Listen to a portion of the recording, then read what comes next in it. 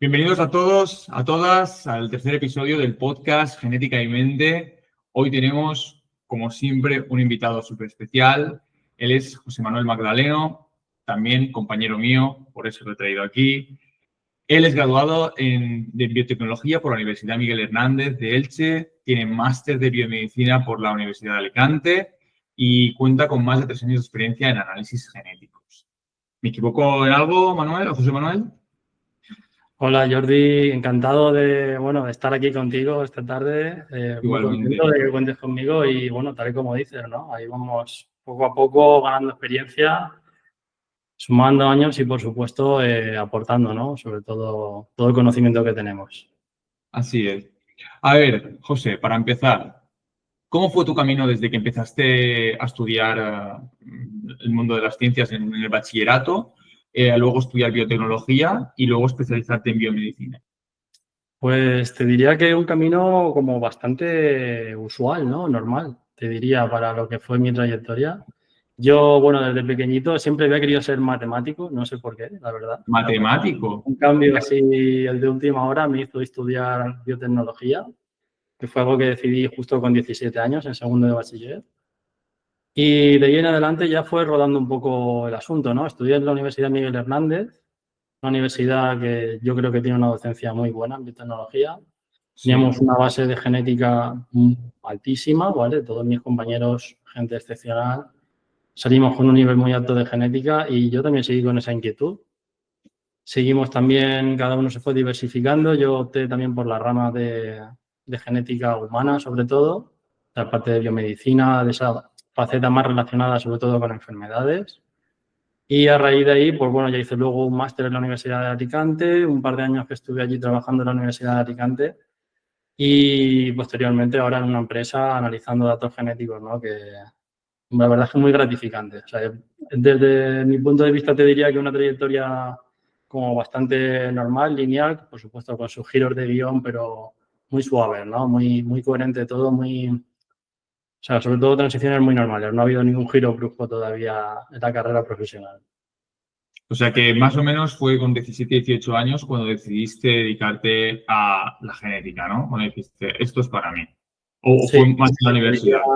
te diría que sí. Poco a poco al final, siempre cuando vas conociendo más, sobre todo te vas especializando, ¿no? Conforme vas ahí investigando qué es lo que te apetece más hacer y qué no.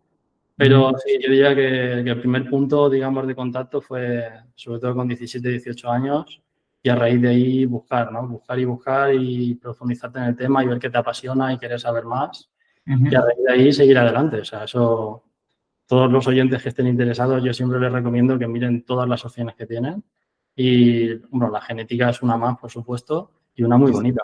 Ahora, está empezando ahora. O sea, es una ciencia que lleva muy pocos años en auge. A ver, José, aparte de científico, eres músico profesional. ¿Cómo compaginas estas dos cosas? Bueno, esto también es un poco, digamos, que cada uno es hijo de sus circunstancias, ¿no? Aquí en la Comunidad Valenciana la música es algo que se lleva en el corazón. En la mayoría de todas las personas que vivimos por aquí tenemos una relación muy cercana con la música. Así es. Y yo en mi caso estudié música, de hecho estudié en el conservatorio, toco el trombón.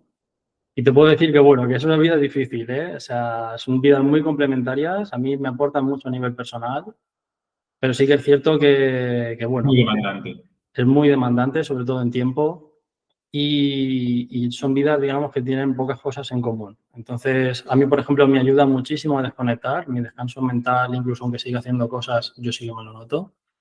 Pero no es un tiempo que, digamos, que puedas aprovechar para ir evolucionando en consonancia con otra cosa, ¿no? O sea, hay un punto en la vida en el que a mí, por ejemplo, me tocó decidir. Yo, justo después de haber terminado el conservatorio, opté, ¿no?, por seguir la rama científica, pero fue también un punto de inflexión en mi vida en el que yo tuve que, digamos, centrarme, pararme, sentarme y decidir si a nivel profesional quería dedicarme a la música o no, ¿no? Sobre todo porque, el tiempo que tenemos es limitado y ojalá tener más y poder disfrutarlo más, pero hay que tomar decisiones en la vida. Así Así que, es. sí. Si tuvieses que hacer un paralelismo entre la música y la genética, ¿cuál sería? Eso es una pregunta muy difícil, muy difícil. Muy difícil. A mí te diría que de toda la ciencia, la genética, lo que más me ha enseñado es que tenemos que sentirnos cómodos no sabiendo nada. O sea, es decir, encontrarte en situaciones en las Muy que buena esa. tienes toda la información, todo te apunta hacia algo y luego ves que la realidad te supera, ¿no? Y que no sabes explicar un evento, no sabes por qué una persona presenta una enfermedad o no la presenta, o por mucho que busques una causa genética en una enfermedad que debería tenerla, no eres capaz de tenerla. Y entonces estás viendo, digamos, el esquema general y a pesar de eso no eres capaz de encontrar el punto, ¿no? Y la música muchas veces me ha pasado eso, ¿no? Que estás escuchando algo, sabes que te gusta, parece que cuanto más música escuchas y más conoces, sobre todo sabes analizarla mejor, sabes entenderla mejor y siempre tienes algún autor, alguna canción, algo que sale nuevo que te atrapa de repente y no sabes muy bien por qué, ¿no? Y te quedas tarareando esa canción durante semanas o meses, del mismo modo que no eres capaz de explicar a lo mejor un caso por ejemplo, de fibrosis quística, que sabe muy bien que es CFTR sí o sí, y lo buscas y secuencias todo el gen y se miran todas las técnicas posibles y no sale nada, ¿no? Y sabes que la persona sigue teniendo fibrosis y no eres capaz de explicarlo. Eso es un paralelismo, digamos, un poco curioso, pero bueno, mi experiencia es Muy bueno, me ha encantado. Ujú. Me ha encantado, José. A ver, vamos a las mutaciones. Vamos ya a meternos en el ajo. Seria, sí, A sí. ver, ¿cómo se clasifican las mutaciones genéticas? El famoso Vale. ACG. Y yo creo que para poder responderte bien de esto hay que saber un poco de contexto reciente, ¿no? Sí. La realidad es que la genética, bueno, ya lleva unos años, ya lleva bastante años, por lo menos desde los 80 o algo así. Son muchos años en los que muchos investigadores, luego se ha llevado a la práctica clínica, se ha ido haciendo por lo mejor que se podía, ¿vale?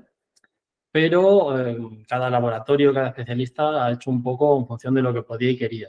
Claro, eso llegado un momento en el que se populariza tanto y es tan importante, se hace imposible de poder trabajar, ¿no? De poder comunicarse entre científicos. Entonces, es un punto muy importante para la genética médica, sobre todo, fue el año 2015 que salieron las guías de genética médica por la Asociación Americana de la CMG, ¿vale? Ahí se estandarizaba eh, cómo clasificar variantes, se estandarizaba qué significado se le podían dar a las variantes, ¿vale? Y sobre todo se ponían en desuso algunas nomenclaturas que a día de hoy nosotros, ¿vale? Y todos los oyentes les van a sonar, como por ejemplo mutaciones, polimorfismos, ¿vale? Esas notaciones son un poco antiguas, se siguen usando porque tienen su tradición, pero no son las recomendadas actualmente, ¿vale? Que las actualmente sabes que serían variantes patogénicas, probablemente patogénicas, de significado clínico incierto, probablemente benignas y benignas.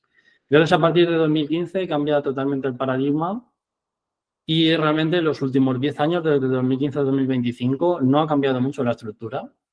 Vale decirte que una persona que se incorpore, digamos, a nivel de conocimiento puede seguirlo muy fácilmente, pero sí que hemos mejorado a nivel de comunidad muchísimo en contenido. O sea, somos mucho mejores clasificando variantes, somos más expertos, somos más precisos y a la raíz está de que las técnicas diagnósticas, sobre todo, por ejemplo, ahora que los exomas están copando el mercado, cada vez consiguen, digamos, encontrar mejor información y precisarla mejor y darle mejor respuesta a todos esos pacientes que lo necesitan. Claro.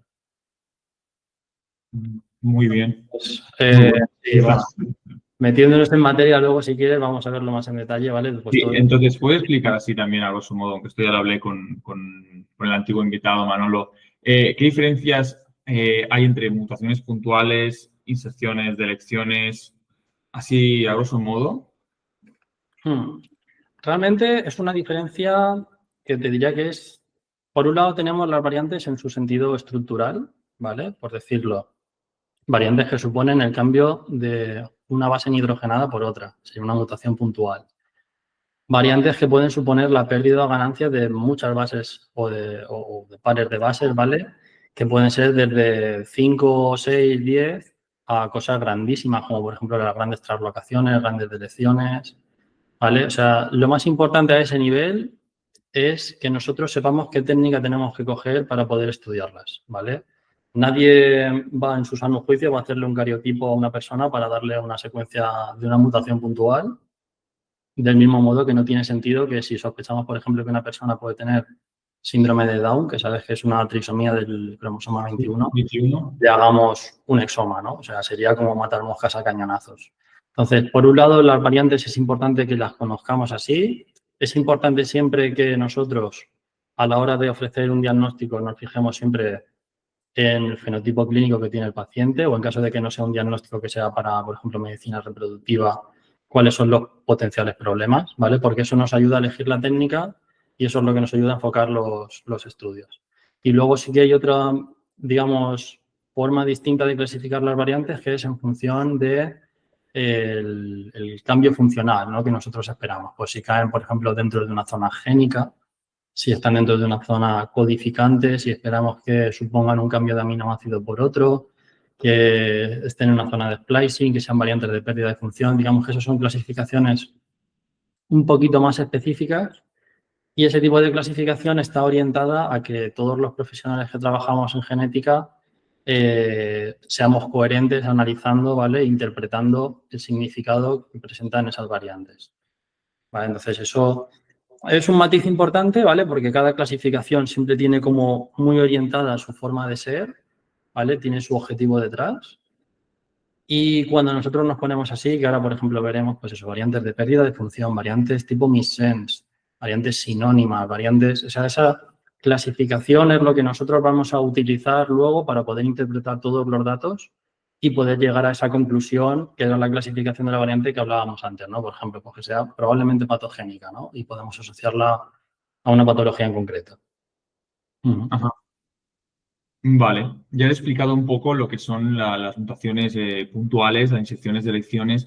Ahora, ¿podrías explicar qué es una mutación de desplazamiento de marco de lectura? O sea, son las famosas y dolorosas frameshifts, ¿vale? Que, Exactamente. bueno, tú y yo hemos sufrido muchas juntos. Sí, Hay, he revisado muchas juntos. sí, vamos a contextualizarlo un poquito, ¿vale? Porque las variantes tipo frameshift, ¿vale? Los cambios de lectura son realmente un tipo de variante de pérdida de función. Dentro de todas las posibles variantes que nosotros podemos tener en un gen, ¿vale? Normalmente las más importantes son las que están dentro de la zona codificante, ¿vale? Que sería la parte de ese gen que luego se va a codificar, se va a traducir a una proteína. La proteína. Entonces, un cambio de un nucleótido por otro va a interpretarse como un cambio de un codón por otro, ¿vale? Eso los oyentes lo van a tener más estudiado que nosotros y van a saber que puede ser que se quede el mismo aminoácido y sería una variante sinónima. Puede ser que cambie el aminoácido por otro y entonces sería una variante de tipo missense, ¿vale? Que de la que hablaremos más adelante, creo yo. Y las variantes de pérdida de función pueden ser, por ejemplo, por una variante de un nucleótido por otro, que se genere un codón de stop prematuro, pero también usualmente son variantes con la delección de un número de nucleótidos en una zona codificante que no sea múltiplo de 3, ¿vale? Porque eso nos va a cambiar la pauta de lectura y lo que va a hacer es que toda la secuencia de aminoácidos desde la región afectada hasta el final, ¿vale? Va a estar alterado. Van a cambiar los aminoácidos, la proteína normalmente va a ser una proteína truncada porque la probabilidad de que se generen codones de stop es muy alta, pero también puede ser que la proteína sea más larga, entonces todo eso lo vamos a tener que interpretar.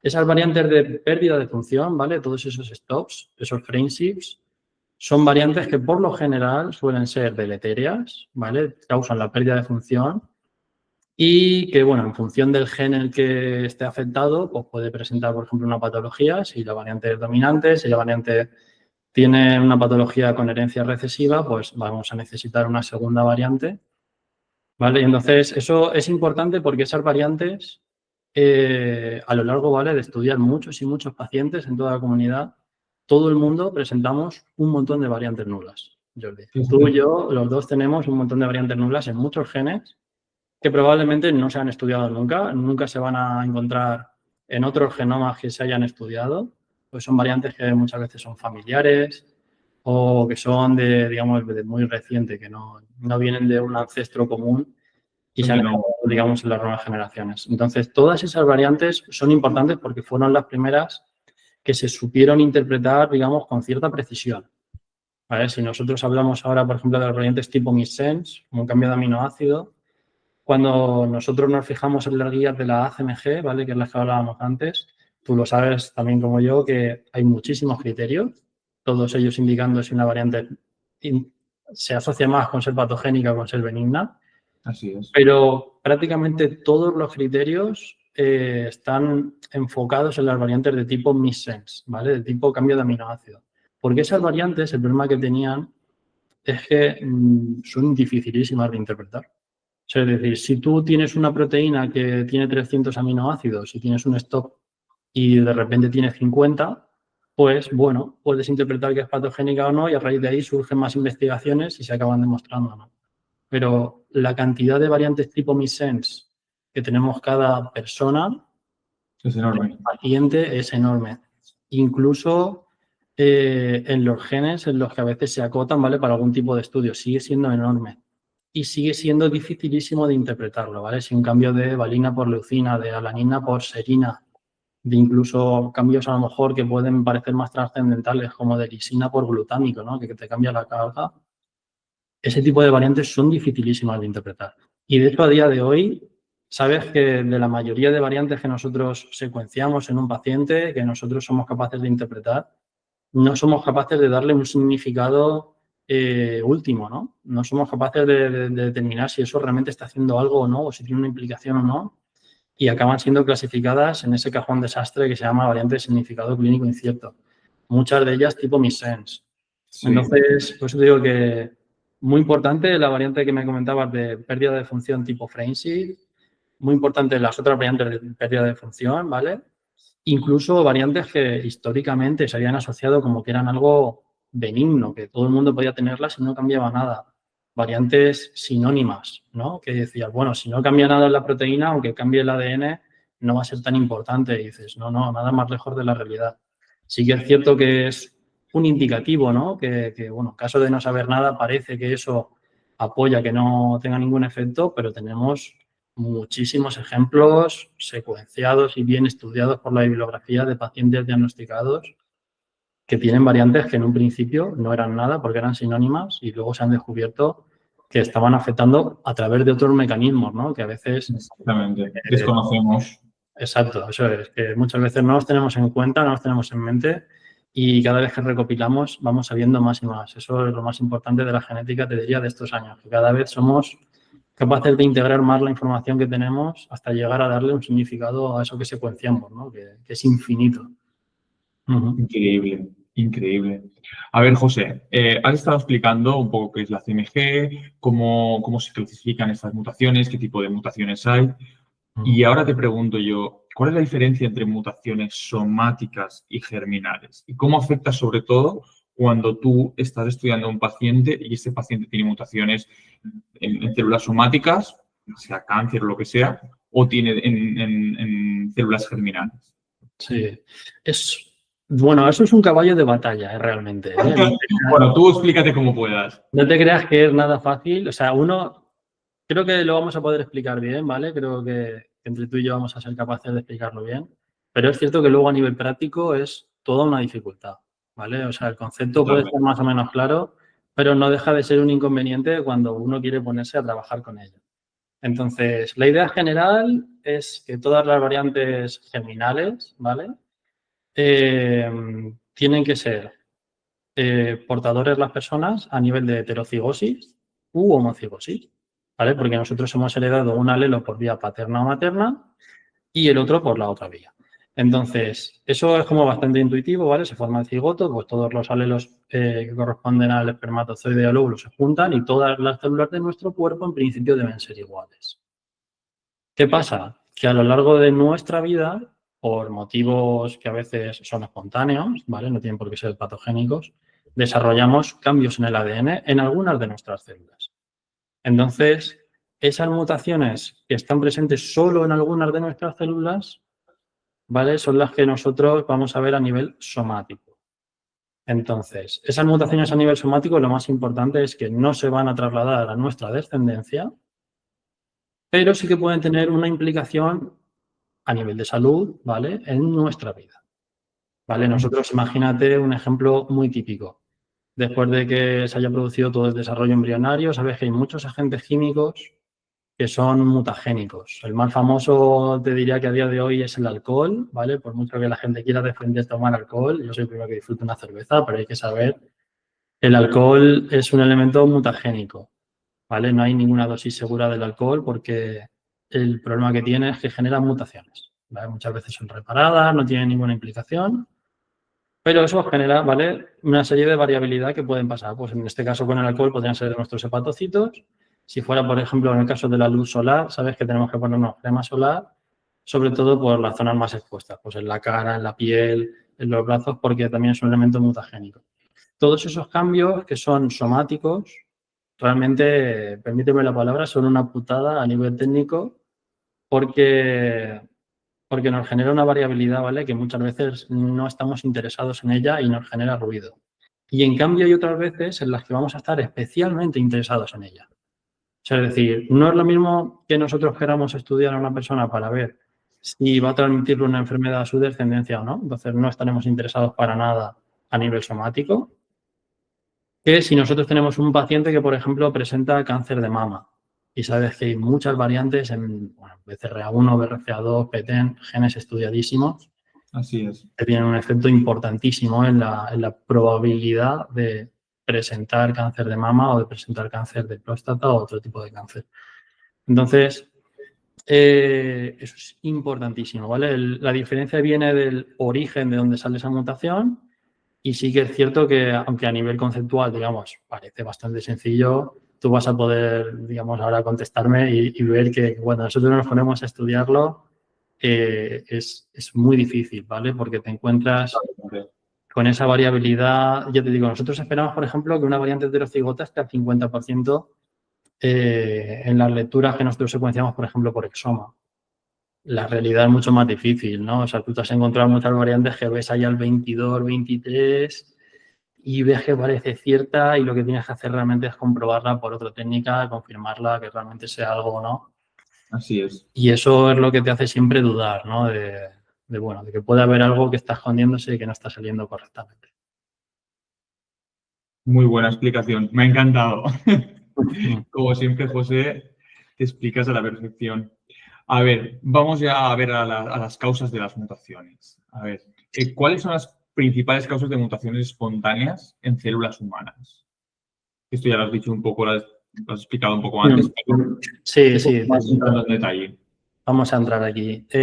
Vale, hay un artículo muy controvertido que salió cuando yo estudiaba en la universidad. No, tenía que buscarte la referencia exacta porque no me acuerdo. Luego lo buscaremos y lo colgaremos aquí. Pero sí, es un artículo interesantísimo que decía que la mayoría de las mutaciones que se generan en nuestro cuerpo son espontáneas, no dependen, digamos, de nuestro estilo de vida. Y eso era algo muy controvertido porque es muy peligroso dar ese mensaje a la población general, ¿no? De decirle, oye, usted fume o no fume, va a tener muchas mutaciones. O se ponga protección solar o no, o beba muchísimo o tenga, digamos, ese tipo de asociaciones o no. El problema es que cuando fumas, bebes y todo eso lo multiplicas. Claro, eso es. Entonces, el mensaje es muy peligroso porque la realidad médica que nosotros vivimos a diario es muy distinta, ¿no? O sea, tenemos asociaciones más que claras con el tabaco, con el alcohol, con la exposición al sol sin protección, ¿vale? Que son irrefutables a día de hoy, incluso con las carnes rojas, ¿sabes? Que salió recientemente. Entonces, claro, ese artículo era muy controvertido, pero a la vez habría un debate que también era interesantísimo, ¿no? O sea, es decir, nosotros a lo largo de los años vamos acumulando mutaciones. Entonces, ¿cuál es la probabilidad de que nosotros suframos una enfermedad grave, digamos, que tenga un origen genético? Pues las más estudiadas son el cáncer. Sabes que hay muchos factores que predisponen, pero siempre estamos hablando de probabilidades, ¿vale? Nadie esto es un mensaje que los oyentes se pueden llevar, el cáncer no se hereda directamente, ¿vale? Se llama un tipo de cáncer que se llama hereditario, pero lo que se hereda es la probabilidad. Entonces, podemos tener probabilidades altísimas, nos pueden decir a nivel médico que casi con total seguridad vamos a desarrollar ese tipo de enfermedad, pero siempre es una probabilidad, ¿vale? Entonces, no es igual de matemático que cuando desarrollamos ese tipo de enfermedades que son monogénicas o que son estudiadas, ¿vale? Que sí que son congénitas, que normalmente estudiamos a raíz de mutaciones germinales que hablábamos antes. una reflexión bueno, que está muy bien que planteemos, ¿eh? Es una reflexión que puede estar aquí, por supuesto, que nadie se piense que por no estar expuesto a esos factores de riesgo está totalmente a salvo, ¿no? O sea, todas las personas, a partir de cierta edad, por ejemplo, aquí en España nos realizamos un examen de próstata o un examen de, por ejemplo, de colon. O sea, es decir, la realidad médica siempre es la más práctica y siempre es la que va más allá del conocimiento actual, ¿vale? Nosotros podemos pensar ahora mismo que un compuesto es totalmente inocuo y que dentro de 20 años resulte que sea cancerígeno a más no poder, ¿vale? Y no lo sabíamos. Y de hecho muchas veces la ciencia evoluciona en ese sentido. O sea, yo esto, algo fuera más allá de la genética, ¿no? Pero te puedo traer una reflexión que es como, bueno, ¿cuál es la explosión de casos que hemos tenido, ¿no? Ese boom de casos que tenemos ahora, por ejemplo, de celiaquía o de diabetes tipo 2.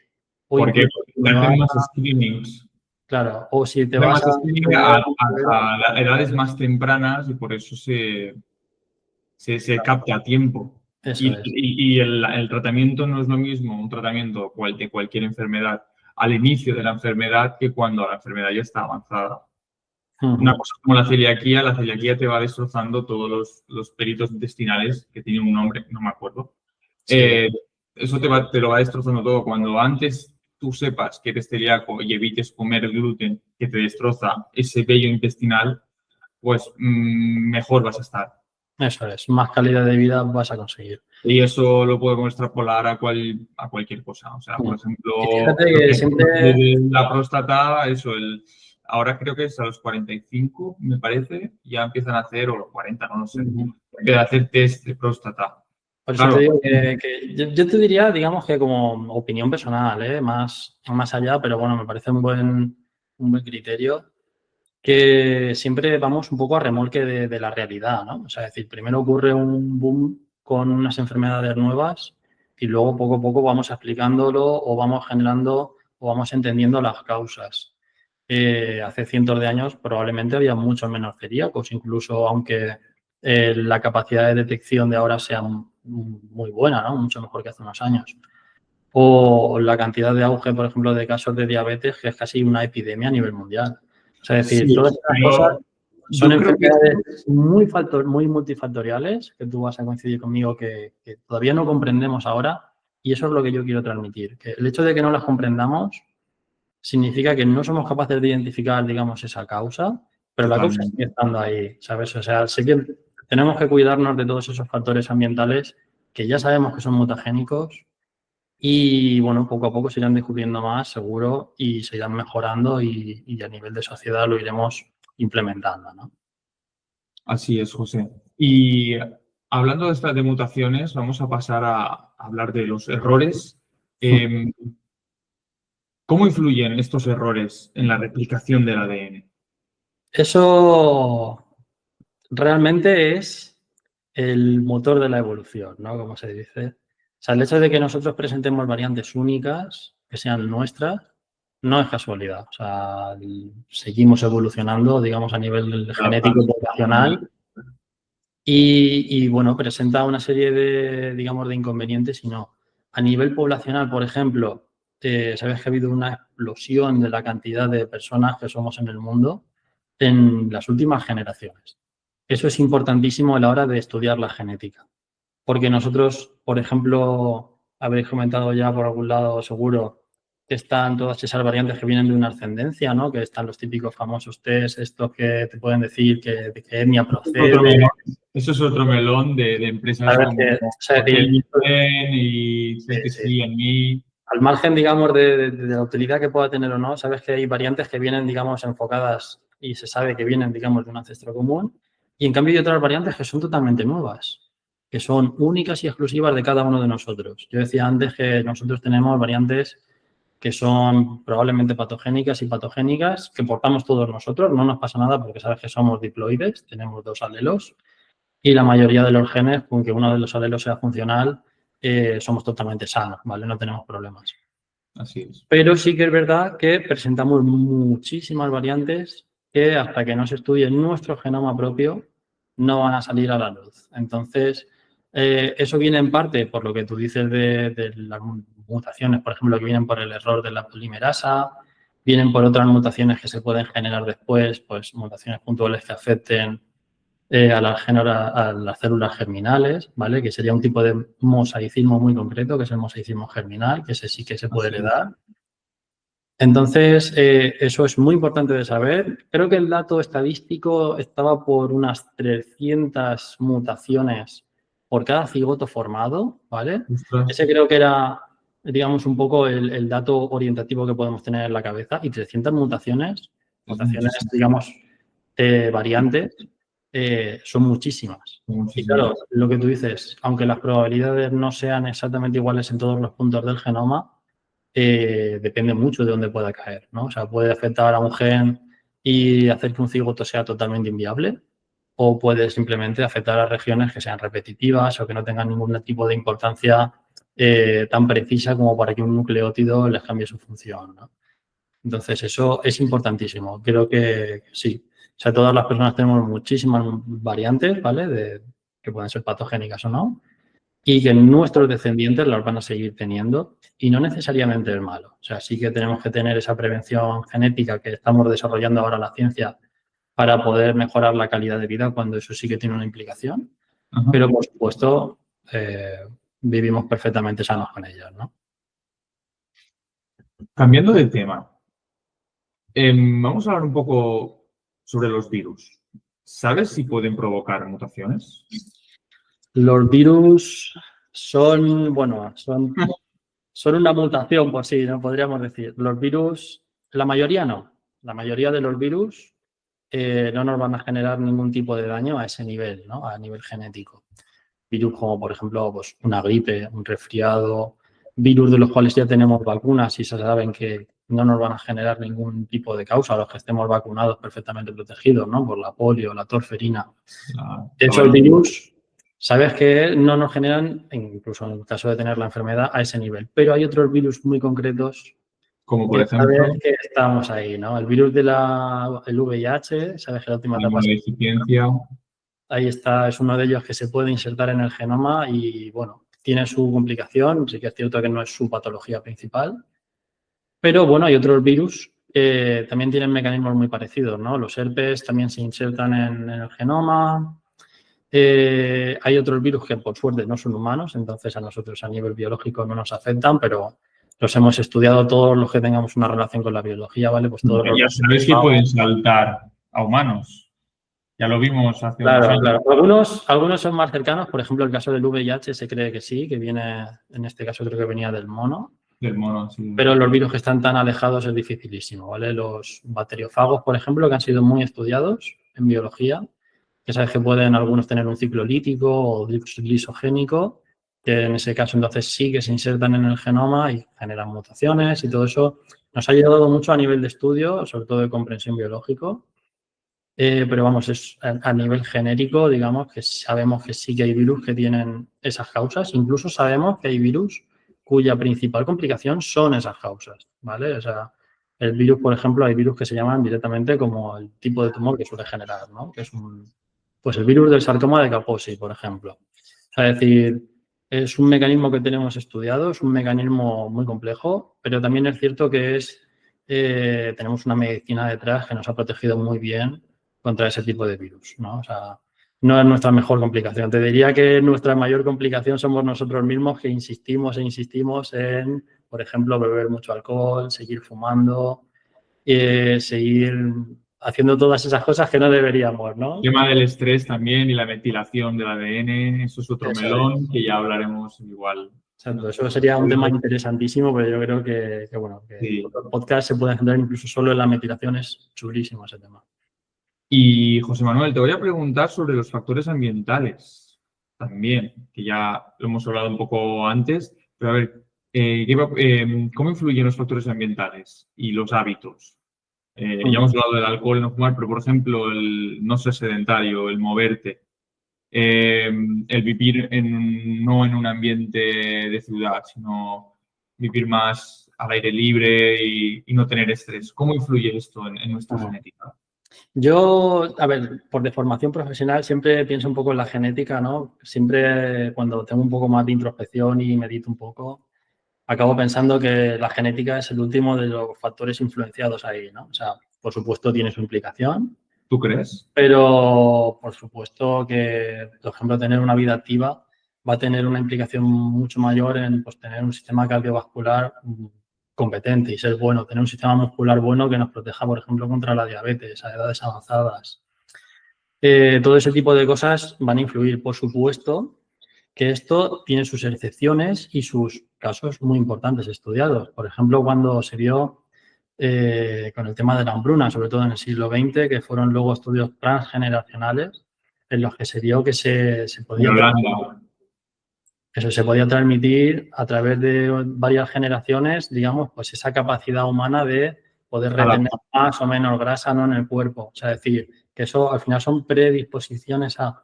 Pero esas influencias, digamos, siempre pueden controlarse y manejarse y tener un estilo de vida totalmente sano sin que eso sea, digamos, un paradigma central, ¿no?, en tu vida. Pero sí, o sea, yo creo que son capas de profundidad muy finas que ojalá en algún momento podamos ver y podamos interpretar. Y ahora estamos demasiado lejos a nivel científico como para poder meternos, digamos, en esos detalles, ¿no? O sea, primero uno tiene que entender el mapa general, cuáles son los conceptos más importantes, dónde atacar siempre primero y cuando ya tiene dominado todo el panorama, siempre ir ajustando, ¿no? O sea, uno no piensa, digamos, si la memoria está en el hipocampo o está en otros sitios y todavía no sabes lo que es el cerebro, ¿no? O sea, esa es un poco la idea general. Pero es un tema muy interesante. Yo creo, Jordi, que tú vas a tener una opinión a lo mejor distinta a la mía y perfectamente válida también. A ver, yo creo que los factores ambientales juegan muchísimo, muchísimo. Ya se está viendo que hay genetistas y médicos que recomiendan a gente que haya padecido enfermedades como cáncer y tal, que cambien su estilo de vida totalmente, que se vayan a vivir fuera de la ciudad, que tengan una vida activa, que tengan propósitos. Sí. Y quizá esto suena muy, muy espiritual, pero yo creo que va un poco unido a esto. El hecho de no tener propósitos, del que tu vida sea la misma todos los días, influye esta es otra pregunta que quería hacer también, a que la reparación del ADN se haga correcta. Porque, ¿qué mecanismos de reparación, José, hay en el ADN? ¿Y cuáles son eficaces? Fíjate que lo que hablábamos antes era que, por ejemplo, la polimerasa tenía pues una tasa de error, ¿no?, que se llama, una capacidad de generar mutaciones. Está ese, ¿vale? Está de la polimerasa y otros muchos mecanismos de mutaciones. ¿Por qué a nosotros, por ejemplo, por lo general no nos afecta? Porque tenemos todo un sistema global en nuestro organismo que nos protege contra ello. Eso es. Entonces, por ejemplo, podemos tener mecanismos que reparan nucleótidos concretos. Podemos tener mecanismos que son capaces de reparar pares de bases muy concretas, incluso mecanismos que directamente lo que hacen es coger, eliminar un trozo de así de gordo del cromosoma y hacer una reparación, digamos, que se llama por homología, ¿no?, con el otro alelo. Entonces, hay muchos mecanismos, ¿vale? La bibliografía es muy rica en ello. Y ya no solo eso, sino que también tenemos que entender que nuestro cuerpo no depende únicamente del genoma de una única célula, ¿vale? O sea, no vamos a tener una patología porque una célula de nuestro cuerpo a nivel somático haya expresado una serie de mutaciones y haya, digamos, cambiado un poquito. Porque, por ejemplo, también tenemos el sistema inmune, que sabes que es importantísimo, que es capaz de provocar la apoptosis de células que se están saliendo de control, ¿no?, que es todo un mecanismo que también nos protege no solo contra infecciones, sino también contra nuestra propia variabilidad, ¿vale? Contra esas versiones incipientes de lo que podrían ser células que no están funcionando normalmente. Claro, ¿qué pasa cuando algunos de esos mecanismos fallan? Que nosotros tenemos células que se descontrolan, se vuelven masas celulares que ya no son fácilmente controlables, que empiezan a hacer funciones que son totalmente distintas y el problema que tiene es que descoordinan, ¿vale? O sí que generan un perjuicio importante, digamos, a nivel de órgano. Entonces ahí pues tenemos esas manifestaciones. Tristemente, no somos capaces ahora mismo, yo creo que de detectar de forma tan temprana como para decir tengo 1 a 5 células mal, y ser capaces de detectarlo, ¿vale? Por eso el problema que tenemos con todos este tipo de procesos tumorales es que cuando nosotros los detectamos, por ejemplo, por una técnica de imagen, ya son masas de células muy grandes, ¿vale? Entonces ya tenemos que recurrir a esos tratamientos del cáncer que conocemos que son dañinos, que son la radioterapia, la quimioterapia, ¿vale? O técnicas más agresivas que nos generan esas secuelas. Sí, pero al fin y al cabo son las terapias que salvan vidas. Por Sí, muy sí. fuertes que sean, O son sea, las terapias eso, que por salvan. supuesto que siempre el beneficio supera el riesgo, si no, no se recomendarían, pero es cierto que ya es un compromiso, digamos, y una decisión para ese paciente. Sí, sí.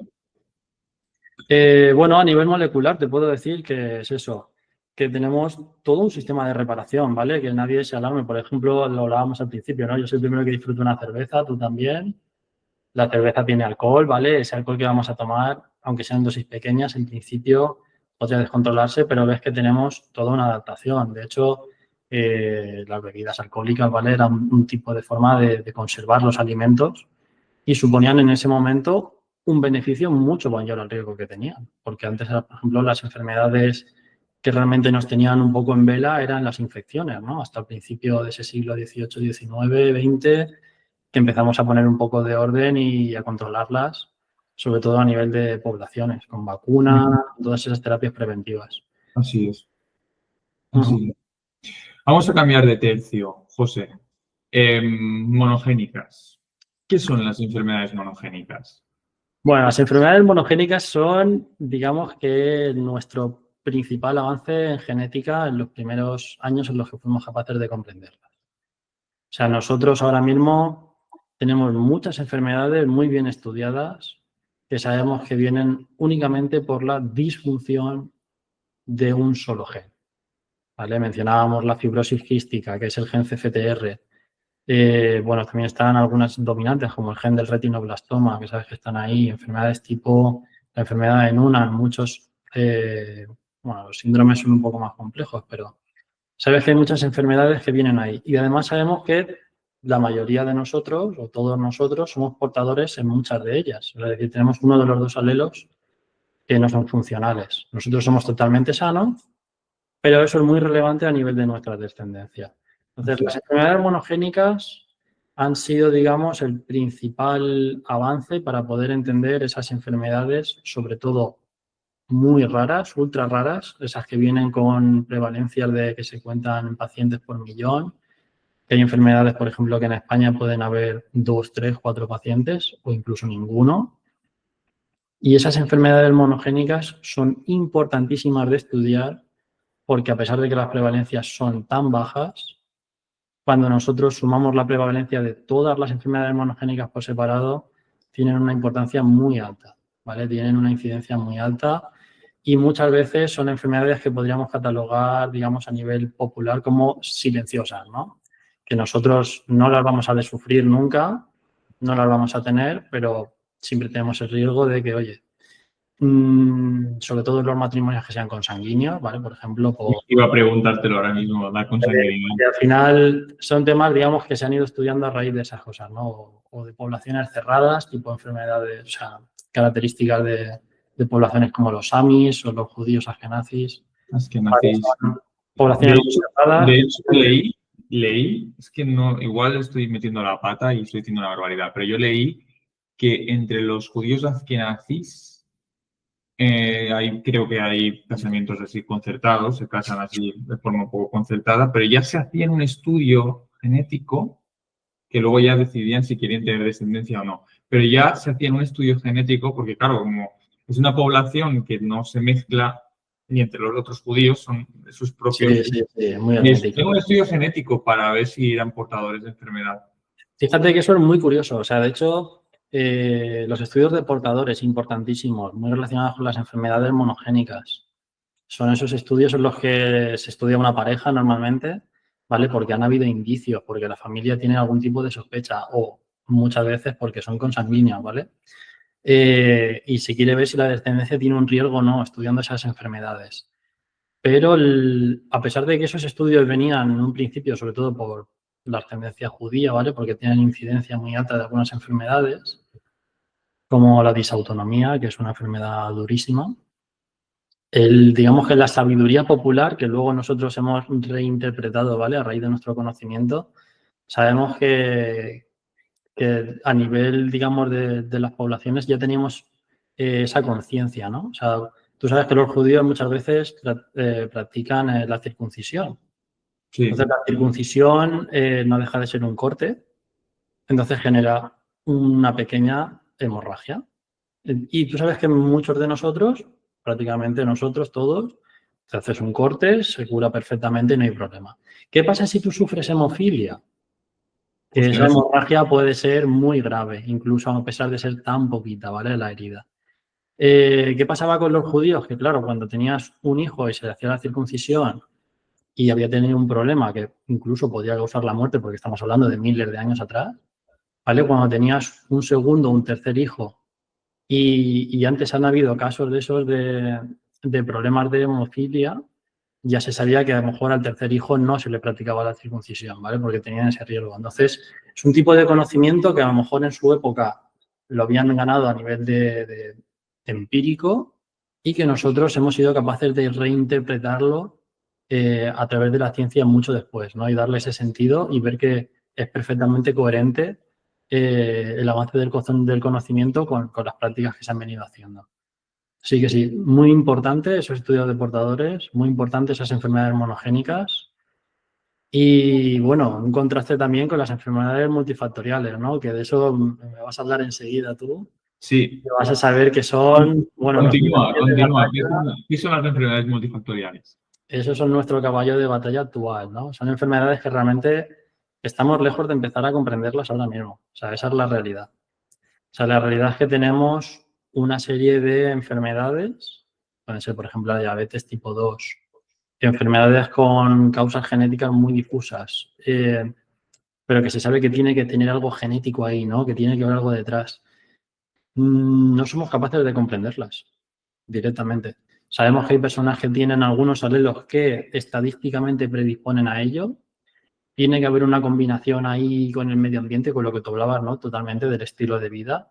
Pero Sobre todo por la metilación, ¿vale? El tema de la metilación, que es añadir metilos al ADN, que lo que hacen es apagan o encienden los genes. sí, Eso es, la metilación no deja de ser un mecanismo importante, pero claro, también hay cosas que no sabemos cómo funcionan, ¿no? Un alelo hipomorfo no sabemos si puede tener más o menos presencia, mutaciones en los promotores, esas regiones intrónicas que muchas veces no le damos importancia, pero que cada vez son más las variantes que tenemos claro, muy pero estudiadas. por exoma no las puedes analizar. Claro, por eso, por Por ejemplo, tú genoma. sabes muy bien que hay veces que se diseñan paneles que cubren zonas intrónicas muy concretas, CFTR es uno de ellos, que tiene variantes intrónicas que son totalmente perjudiciales, ¿vale? Incluso en los exomas es más raro, pero algunas veces se suelen suplementar con algunas regiones muy concretas, ¿vale? Porque ya son conocidas. Pero claro, lo que no estamos viendo es siempre mucho más de lo que sí que estamos viendo, ¿no? Un exoma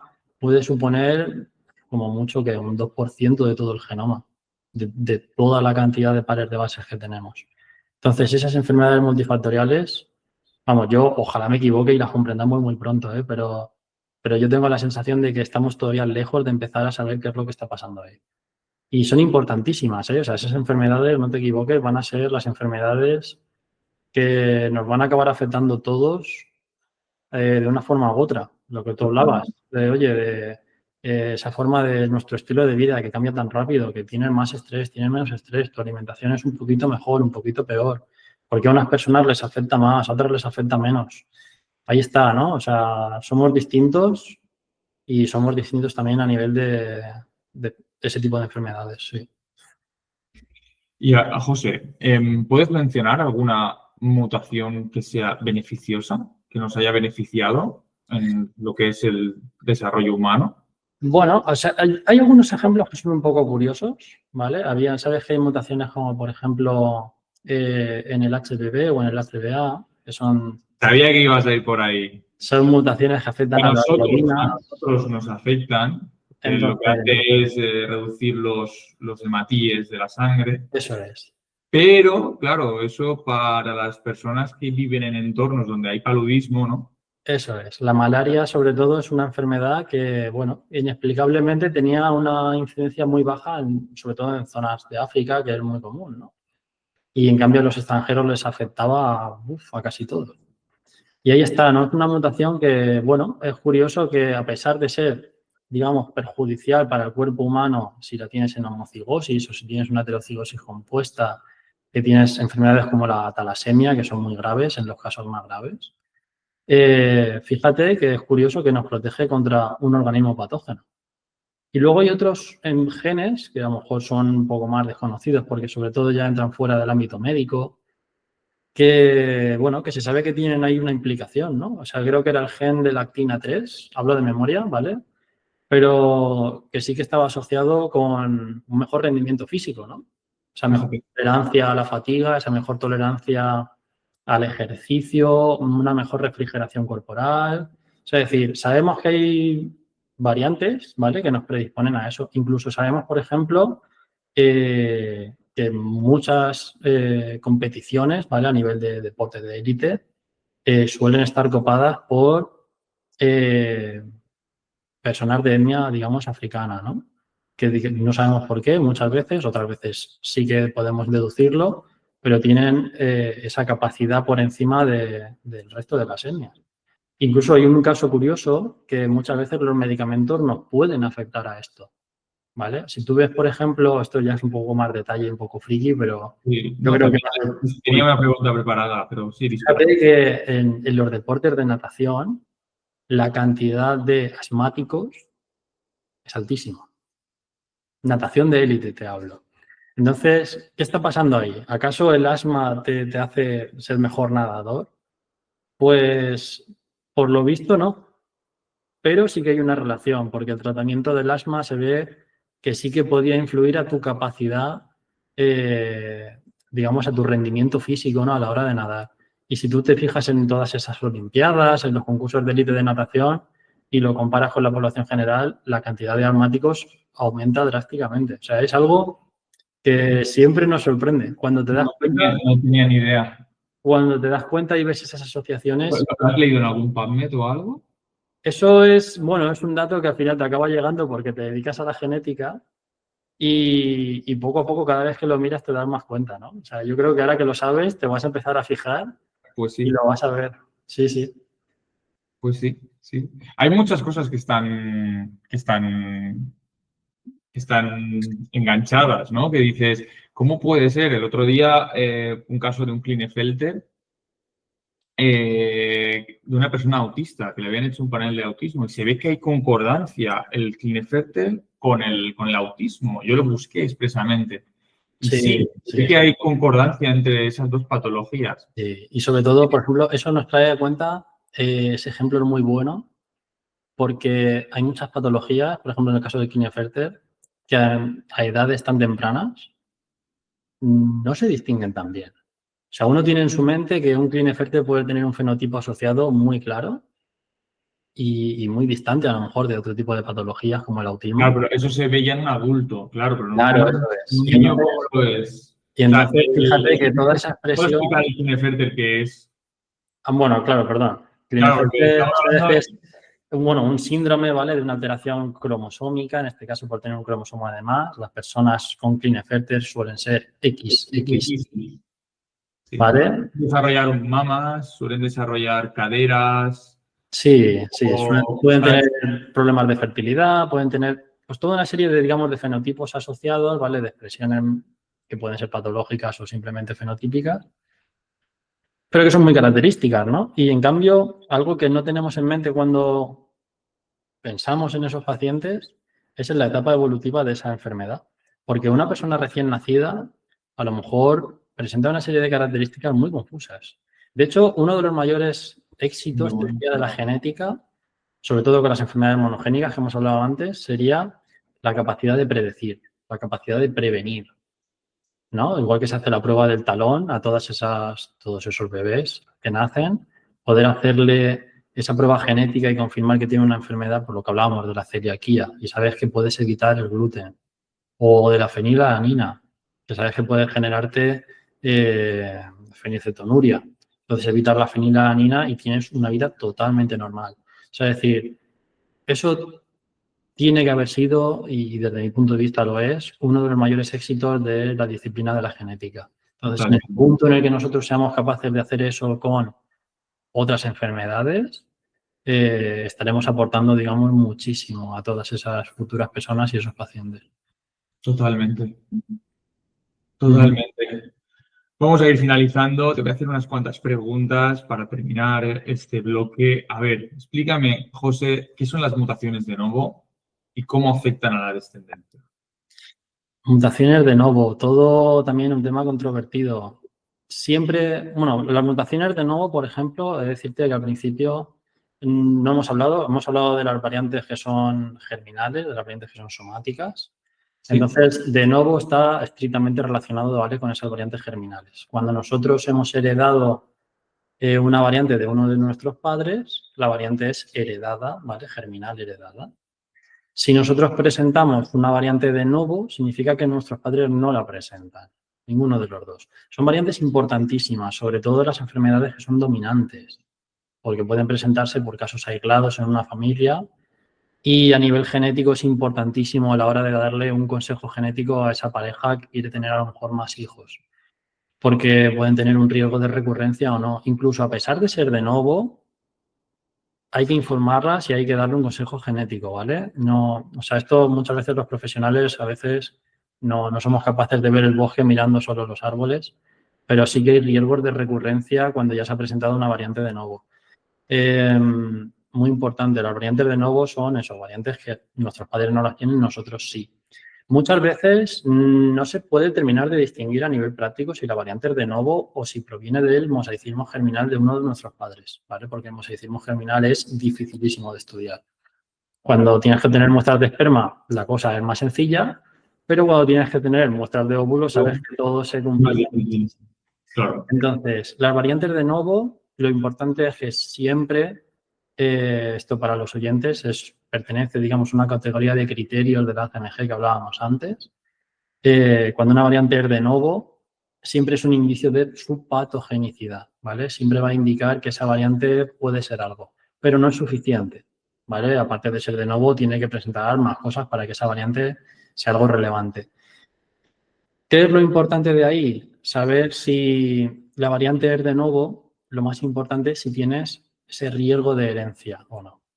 ¿Vale? Pues tú imagínate que una pareja perfectamente puede tener un hijo sin tener ninguna historia clínica previa, ¿vale?, familiar, y ese hijo nace con una enfermedad en síndrome de Noonan, un gen en NF1, ¿no? Tiene una mutación, que es un gen que presenta muchísimas variantes de novo. Es importante determinar si es de novo o no. Claro. Eso va a determinar, digamos, la forma de plantear un futuro embarazo. Eso es muy importante, sobre todo también es importante si se puede determinar a nivel temprano, ¿vale? Porque es cuando la pareja más le va a determinar.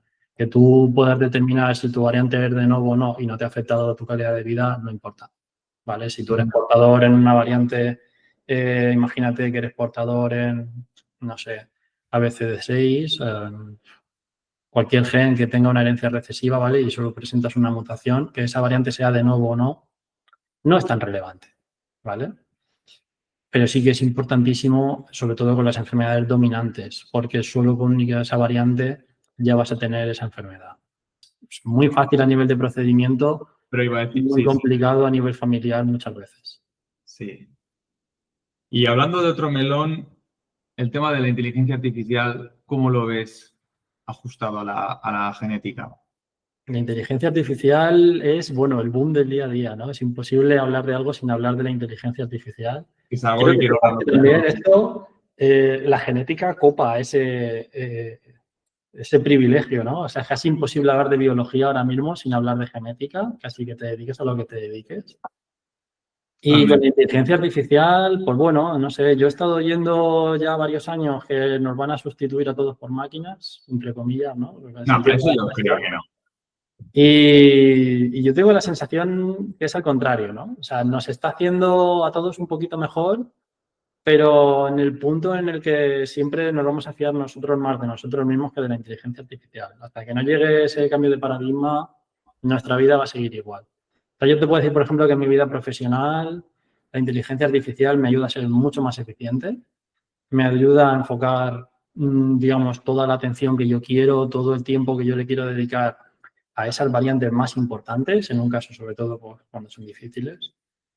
Pero en ningún caso están siendo ni de lejos tan buenas como nos prometieron, ni siquiera fiables a nivel de que podamos no revisarlas, ¿vale? Entonces, eso es importantísimo. Y luego también hay otro punto que es un poco más psicológico, ¿no? Esto a lo mejor es más reflexión personal, pero ¿tú le dejarías algo dependiente de tu salud a una máquina que no revisa un humano? Eso es todo un tema, ¿no? Porque A ver, a nivel médico, yo, por ejemplo, prefiero tener siempre un servicio médico avalado por un médico ahí, ¿no? A ver, yo creo que aún estamos un poco en pañales en todo lo que es la inteligencia artificial aplicada a, bueno, sí, ChatGPT, pero tiene un montón de errores y tal. Pero sí que es verdad que está AlphaFold y no me acuerdo exactamente otro programa que había en escaneamiento de cáncer mamario, donde el porcentaje de aciertos era de un 99,99%. O sea, yo no creo que es que haya que dejar a que la máquina lo haga, sino que la máquina lo haga con el analista, ¿sabes? Y sobre todo ayudarnos a buscar entre bases de datos cada vez tan enormes. Yo estoy totalmente de acuerdo. Entonces, te diría que con eso, que nos ayude a focalizar, ostras, esto lo ha detectado, luego lo reviso yo, pero tengo que buscar si hay más variantes como esta en todos los estudios que hay, pues que nos hiciera una búsqueda más rápida, que nos diera también su punto de vista del por qué. Evidentemente no puede verificar una máquina una variante genética, pero sí que puede ayudar a la búsqueda y puede ayudar a un diagnóstico. Estoy totalmente de acuerdo contigo, yo. O sea, para mí ahora mismo mi vivencia actual con la IA es que me permite plantearme mejores preguntas. Del estilo, oye, ¿esta variante ha sido descrita antes? ¿Hay variantes parecidas que se han descrito en pacientes? ¿Tenemos variantes en este mismo dominio funcional? ¿Hay otras enfermedades que se parecen mucho y que pueden estar confundiéndose con la mía? O sea, es decir, ese tipo de preguntas son preguntas que requieren muchísimo tiempo de analizar. Y la IA sí que me está permitiendo poder trabajarlas, digamos, de forma más eficiente. Entonces, estoy totalmente de acuerdo contigo ahí. Totalmente. Pues bueno, José, me ha encantado hablar contigo. Eres un máquina, pero no hemos terminado. Te voy a hacer una serie de preguntas rápidas. Estas no te las puedo preparar. Estoy preparado. Siempre lo quiero hacer a todos los invitados que traigo a este programa, es hacerle una serie de preguntas rápidas relacionadas con la genética, con la ciencia o con la vida en sí. Así que, ¿estás preparado? Venga, vamos al ataque, va. A ver, gen favorito y por qué. Gen favorito. Te diría que en estos últimos años el que más alegrías y más sufrimientos me ha causado, CFTR.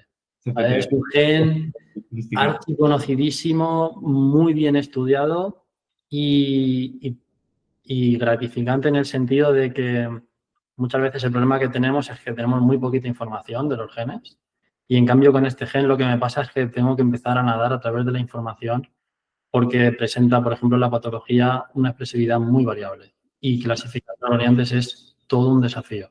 Es un desafío. Es un desafío. A ver, libro de genética, ¿qué recomendarías? Libro. Estoy totalmente fuera de juego ahí. Libros de texto, nunca he sido muy fan como tal de los libros de texto, tienen mucha importancia, pero no suelo utilizarlos, ¿vale? A nivel de consultas porque sabes que al final recurres a artículos y cosas así. Ya, y más que cada vez se va... Bueno, para los oyentes, para los fans, te diría que a lo mejor una película... Ataca. No, fíjate que te voy a decir una muy actual, que también tiene mucha relación con la genética y me planteó una serie de preguntas. ¿Te acuerdas de los Guardianes de la Galaxia, la tercera de ellas? Bueno, sí. Pues el villano principal se llama el evolucionista y no deja de ser algo profundamente ligado a la genética y a lo que vamos a poder acabar haciendo con ella si seguimos a esta velocidad de avances. O sea que Muy recomendada, sobre todo para empezar a explorar preguntas, sí. Vale. ¿Científico o científica que más te inspira? ¿Qué más me inspira? Te diría que después de conocer su vida, Ramón y Cajal. Santiago Ramón y Cajal. Ramón y Cajal, Fue el descubridor, ¿no? del sí, aparato de bueno, Golgi. toda la neurociencia en España es todo un hito porque también fue premio Nobel. Sí. Pero he de decirte que al margen de, bueno, de todo lo que hay creado a través de él, que es una persona importantísima en la ciencia, cuando tú te fijas en su vida eran muchos desafíos y muchas dificultades. Y eso realmente es lo que te inspira, ¿no? Saber bueno, que ser científico no es tener una vida recta llena de alegrías, sino que, bueno, que te toca, pues eso, desplazarte, cosas que te pueden impactar más, como por ejemplo que la persona ni siquiera tuviera una estabilidad laboral, ¿no? A pesar de tener bastantes años dedicados a la ciencia y haciendo aportes Totalmente. tan grandes como los suyos. Sí. Totalmente. A ver, mito sobre la genética que te gustaría derribar. Mito sobre la genética. No sé, hay muchos, la verdad, Jordi. Desde que los tomates tienen genes, que eso fue todo un problema con los transgénicos. Bueno, yo dentro de poco traeré a José Miguel Mulet y hablaremos de tomates y hablaremos de transgénicos, así Y seguro que que habláis de la polémica. Sí, sí, sí. sí, sí. Pues te diría que el mayor mítico, o sea, o el mayor mito que tenemos de la genética es que nos despreocupamos de ella. O sea, pensamos que no nos va a influir para nada Sí, nos influye y, día a día. y nuestra vida diaria has visto que siempre tiene una capa de genética de fondo, ¿no? Hasta cuando nos pones protección solar. Sí, sí. A ver, tu palabra favorita del vocabulario genético. Con mucha diferencia, variante. Porque Variante. tengo toda una cruzada, ¿vale? Estos años, sobre todo para que se deje de utilizar nomenclaturas que ya no se usan como mutaciones, que a veces de forma natural nos surgen, ¿eh? Incluso a mí, pero que siempre, sobre todo a la hora de hacer, pues eso, un detalle, un informe, algo más escrito, algo más formal, la palabra variante no hay forma de que le entren en la cabeza, digamos, a algunas personas. Y es importante porque al final estamos diciendo que una variante sea patogénica no tiene esa connotación a lo mejor que se ha hablado antes de mutación, ¿no? Que sabes que viene a lo mejor un poco incluso del cine, que te pueden hablar de los X-Men, ¿no? Que te hablaban de los mutantes y eran gente repudiada, ¿no? Y cosas así. O sea, entonces cambiar esa nomenclatura es cambiar la forma de pensar. Yo me quedo con la palabra variante con mucha diferencia. Muy bien. Y para finalizar, si pudieras secuenciar el genoma a cualquier ser vivo, real o imaginario, ¿qué sería? ¿Real o imaginario? Bueno, imaginario ya es y venirse muy arriba. De momento te voy a decir real. Genoma real. Hay organismos interesantísimos. Interesantísimos. El último bicho raro que descubrí que me llamó mucho la atención era un caracol que vivía en las profundidades del mar, que vive en volcanes. Y no deja de ser un caracol lleno de escamas, casi de hierro, y que soporta temperaturas altísimas. O sea, ¿qué cantidad de cosas somos capaces de aprender estudiando esos organismos? Ni siquiera lo sabemos. Claro. Y luego imaginario, pues bueno, imaginario es otro nivel, ¿no? Y esa creo que la vamos a dejar a los oyentes. No, vamos a ver. Uno Tú coja fíjate que el CRISPR viene de ahí. El CRISPR viene porque un hombre en Alicante estuvo secuenciando el genoma de unas bacterias que vivían en unas salinas. Y años después, creo que un par de chicas americanas, no sé, no me acuerdo exactamente dónde era, releyeron el paper, hicieron investigaciones y de ahí salió el CRISPR, fíjate. Sí, se acabó desarrollando una técnica y fíjate, premio Nobel y todo un cambio de paradigma en el poder estudiar genética. Y el mayor cambio del CRISPR no es que antes no fuéramos capaces de hacer, digamos, ese tipo de inducciones mutagénicas. La cosa es que éramos capaces de hacerlo con CRISPR de forma mucho más sencilla, bastante más fiable, aunque eso todavía está lejos de ser aplicable a nivel de medicina. Sabes que hay también casos controvertidos. Te diría que una de las mayores polémicas fue aquellas niñas chinas que se editaron con CRISPR. Sí, que le quitaron Pero sí, el CRISPR lo que hizo realmente fue popularizar, ¿no? Esa técnica. O sea, de hecho de que cualquier laboratorio prácticamente con un presupuesto normalito pudiera hacer ese tipo de estudios. O sea, muy importante, muy importante. Pues nada, José Manuel, hemos terminado el tercer episodio. Muchas gracias por acceder. La verdad es que me ha encantado tu conocimiento, tus años de experiencia espero que algún día vuelvas, ya sea en formato otra vez podcast o en formato tertulia. Igual algún día lo que hago es una tertulia de 3 o 4 genetistas hablando sobre algo en común. Y nada, la última pregunta, José Manuel, ¿a qué persona me dirías tú de traer aquí al programa? ¿Me recomendarías? Bueno, ya tienes grandes pesos pesados, ¿eh? Se has anunciado a personas importantísimas a nivel internacional, ¿eh? Sí. Bueno, me lo voy a quedar un poco para mí, ¿eh? Que luego no quiero meter la gamba, que seguro que tienes aquí alguna persona en mente y ya tienes más que hablado con él y luego a lo mejor hablo yo y no tiene nada que ver. Pero bueno, por mi parte, que sepas que es un placer venir aquí, participar, por supuesto, ahora y todas las veces que hagan falta. Y a los oyentes, ¿vale? Que seguro que les vas a dar ese pequeño aporte extra de documentación después. Tienen mucho material del que aprender de genética, ¿vale? Tanto de las guías de ACMG como de experiencias de otros sitios.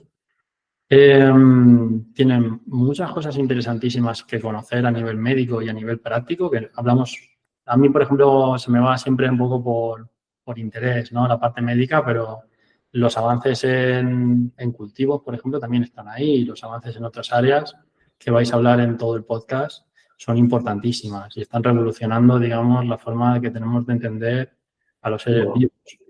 Entonces, nada, saludar aquí a todo el equipo, ¿vale? A ti, al resto de participantes en el podcast, que va a ser un placer tenerlos como compañeros. Y encantado de poder volver todas las veces que hagan falta, ¿vale? A compartir pues todo lo que yo sé y todo lo que puedo aprender también, que esto se agradece también. Entonces las recomendaciones me las das luego. Esas me las quedo bajo manga, vale. Que luego seguro que sin querer hago spoilers, sí, sí. Vale, chicos y chicas, muchísimas gracias por escucharnos. Hasta aquí el episodio de hoy. Espero que os guste. Dale me gusta a la campanita, eso que dicen todos. Bueno, haced lo que queráis. Así que nada, un saludo y hasta luego. Adiós.